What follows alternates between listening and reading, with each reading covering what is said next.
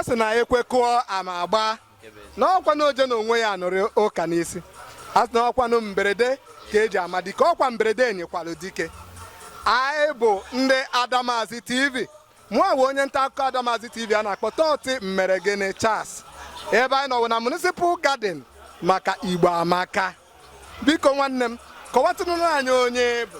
Aha m bụ Right Comrade Igbo Brown Chibueze High Chief. In fact, ichie nwata anaghị eze na Odenigbo Asian Kingdom Krutech Chapter Calabar Branch. Abụ m onye Enugu Steeti. Ịbịa n'ime Enugu Steeti abụ m onye Udi. Ịbịakwa n'ime Udi abụ m onye Egede. Ịbịa n'ime Egede abụ m onye Okum. Ịbịa n'ime Okum anọ m na be Ogbo family. Daalụ Liennesa. Daalụ nwanne m asị na anya ka eji ama ọka kara aka. Biko ndị ihe anyị na-eme taa. Tata bụ Igbo Amaka Festival na Calabar.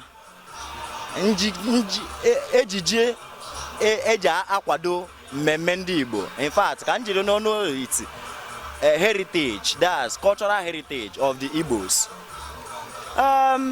Na-atụfughị oge ọbụla ụbọchị tata ụbọchị ebidoro kemgbe kpaba ka ọ ga-esi wee bụrụ ife dị mma tata. And inekwe n'anya ọfụma efu na onye ọbụla na-akwado ma na-represent kwanụ ebe ha si. Obodo ọbụla ị na-afụrụ onye Igbo lachalụ ọsọ na obodo ahụ adịlọ mma. Efe nji na-asị na Igbo Amaka Festival bụ ezigbote elo ga-apụta na mmezu today. Unu anụgo ya na asị na obodo ọbụla ị gara ịhụrụ onye Igbo gị na ọsọ mewa. Biko nwanne m kọwatụnụrụnụ ndị na-ele ihe onyonyo a mbọ iji kwado asụsụ Igbo na Calabar ebe a na ejiji Igbo na ihe oriri Igbo na ụmụ ihe ọzọ bụ ihe ndị Igbo na-eme. Aga m ebido na ndị Gen Z lifestyle kịta maka onye ọbụla ịfụrụ ọbụna ọ sịrọ gị how are you ọ sị gị how is your night mana onye ịfụrụ fụ na o ji ejiji Igbo sụgodiri ya Igbo ma ọ na-ala anụ ma ọ bụ na ọ na-anụ sụgo Igbo anyị ama ebe isi kpata sị gị onye mmọnwụ mana nke ebe eziokwu bụ na nke a na-aga na ndị nne na ndị nna ọ bụla ịmụọ nwa esụbali ya oyibo nkịta ịsụ ụlọ oyibo onye oshi bịa n'ụlọ si ala down ọ laa ya down mana nkịta ịzụ Igbo zụọ asị ala down ọ yala anụ ife asụrụ ọ na-agbakwa ụja mana mgbe a sịrị ala down n'onu iti ọ malụ mmasị afọ na ana maka ihe ọ na-anụ ka ọ ga-asa.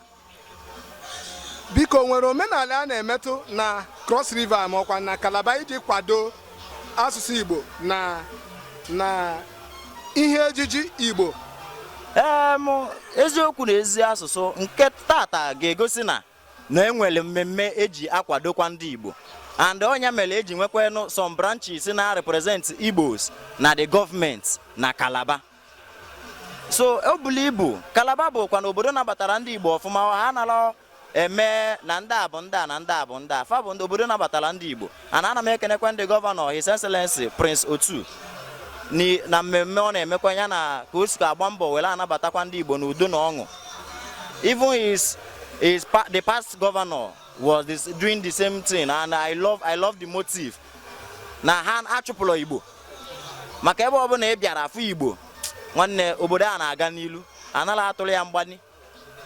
Dịka nwa okorobịa gị nwee mmụọ Igbo kee ndụmọdụ ị ga-enye ụmụ okorobịa na ụwa niile gbasara ejiji Igbo omenala Igbo na otu ndị Igbo si emesi ihe ike. Nke bụ eziokwu bụ na onye bụ onye Igbo na-achọrọ ịbụ Igbo na-ebe akwa mgbe ọbụla onye mere anyị ji asị gị na onye na-abụrụ onye Igbo ọ na-ebe and akwa ọ na-ebekwa ya karịrị ebe ọbụla ị nọ ma fa alụfụrụ ị n'anya ma ọ na fa afụrụ ị n'anya gosi ebe isi maka echi. Ife ọbụla anyị na-eme tata bụ maka echi ebe anyị na-eti isi ọkpa tinye aka tinye ife niile Igbo siri ike Igbo na-agba mbọ kedu ihe ahụ ihe eme ịyala ya kwado ndị Igbo onweghị ọ bụ na ejije ka ọ bụ na biznes ka ọ bụ na amamihe kedu ebe ahụ a na-akwa Igbo asị na Igbo enwere ife ama ebe ama onwelọ Igbo is blessed. Chukwu gozibe Igbo.